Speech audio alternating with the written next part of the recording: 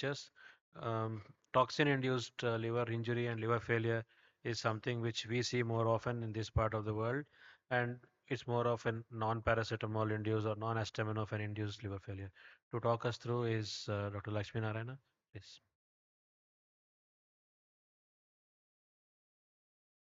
Very good morning to you all, respective chairpersons. I thank Critic 2024 for giving me this opportunity.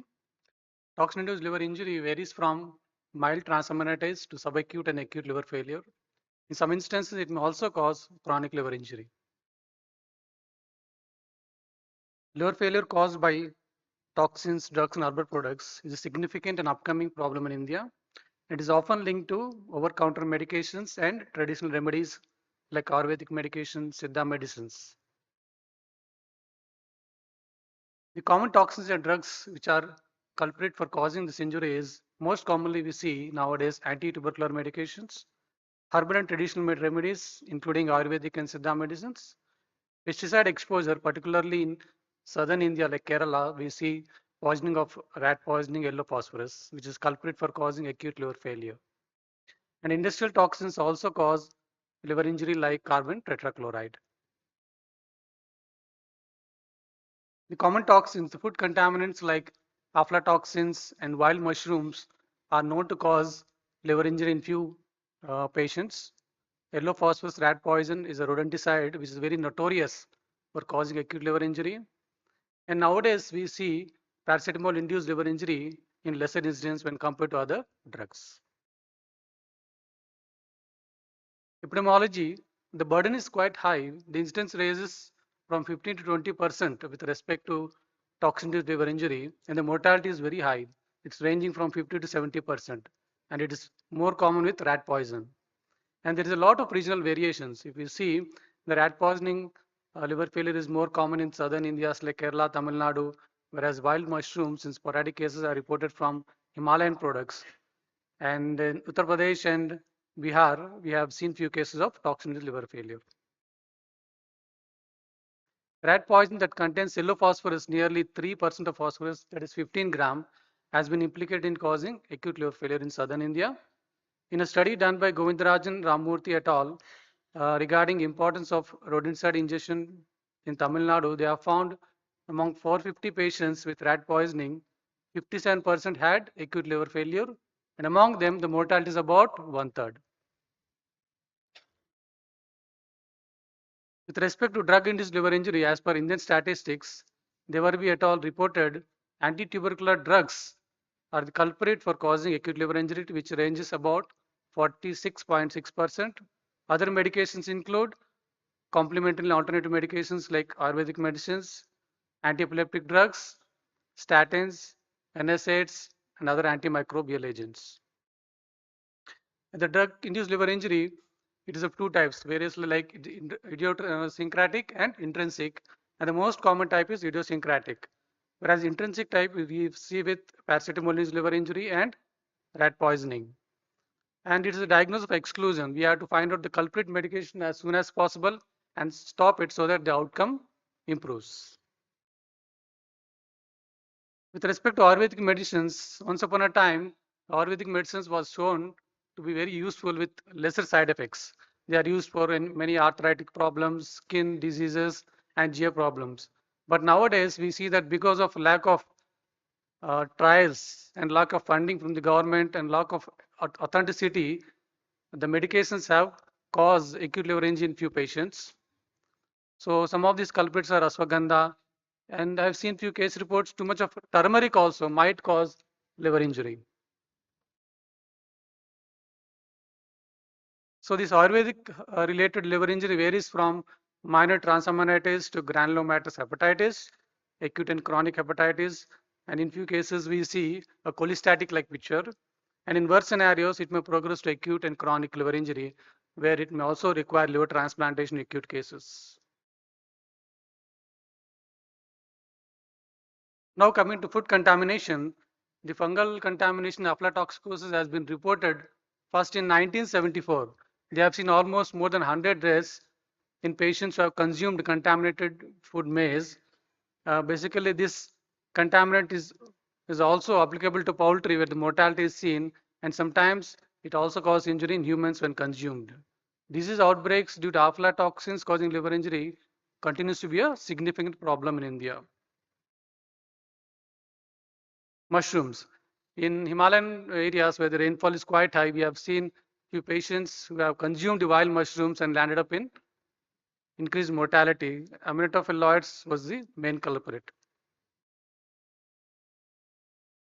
Now coming to pathophysiology, the injury varies from hepatocyte damage due to metabolites per se, and in some patients it causes oxidative stress leading to increased mitochondrial dysfunction and increased inflammatory response leading to multi-organ failure, increasing the mortality. Clinical features varies from mild symptoms like nausea, vomiting, abdominal pain, jaundice, and hepatopathy.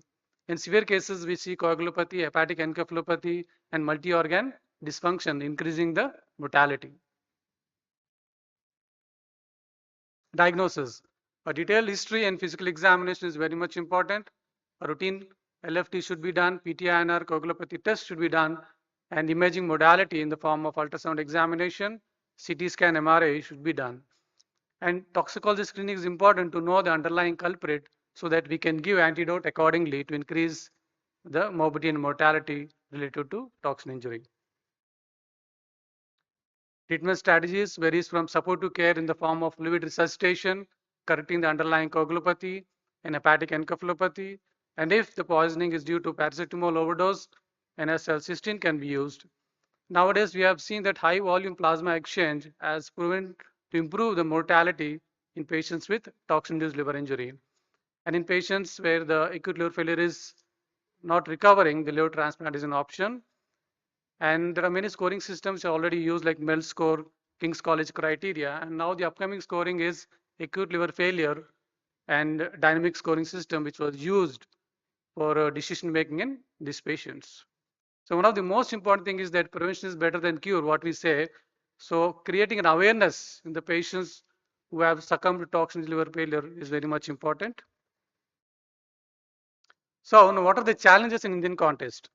So the main problem is that there is a lot of unregulated usage of these Ayurvedic herbal medications by the general public, and there is very limited access in rural areas. People who succumb to this injury in rural areas, they are not accessible to advanced modalities like plasma exchange and ECMO ventilator support, including liver transplantation.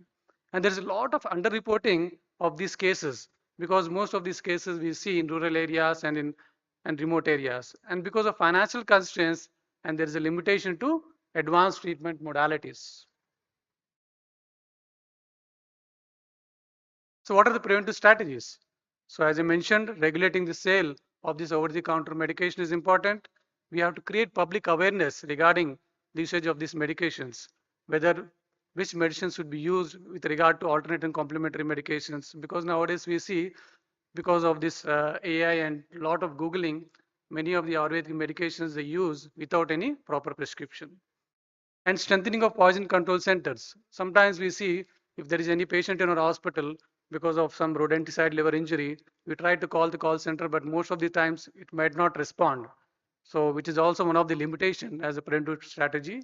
And regular training for healthcare professionals is important, especially in remote areas where the access to medical services are less. So what are the latest research insights? The key finding, what they found is that 25% of acute liver failure is linked to herbal medicine toxicity. Pesticides related liver injury is more common in agriculture sector. And the research gaps, what they have found is that there's a lot of insufficient data with regard to these herbal medications because most of them don't report to the medical fraternity. And there's a lot of limited studies on focusing on rural and underserved populations. So what do you have to do? Basically, we have to strengthen the national policies and guidelines which are already existing. Like CDSCO, yearly they produce guidelines and regulations on what kind of medications with regard to herbal medicines should be used and which should not be used. Because these herbal medications, they contain a lot of ingredients. So we don't actually, which particular ingredient is more harmful to the liver. And similarly, there should be a strengthening of state-led campaigns which are conducted by this national bodies. So what are the challenges? There is always a poor enforcement of the quality control standards, and already has already told limited access to emergency services and poison control centers. So what should be our call for action? So what should be our immediate actions to decrease the toxin-induced liver injury in India? One should be launch public awareness campaigns about the risk of unregulated medications and toxins. We should we should bring awareness in the public regarding the usage of these medications, in what dosages they should be used, and when should they report to the medical fraternity, and what are the symptoms of this toxin liver injury. Similarly, providing good training for healthcare workers in rural and underserved areas. Not only doctors, even the paramedics should be made aware of this injury.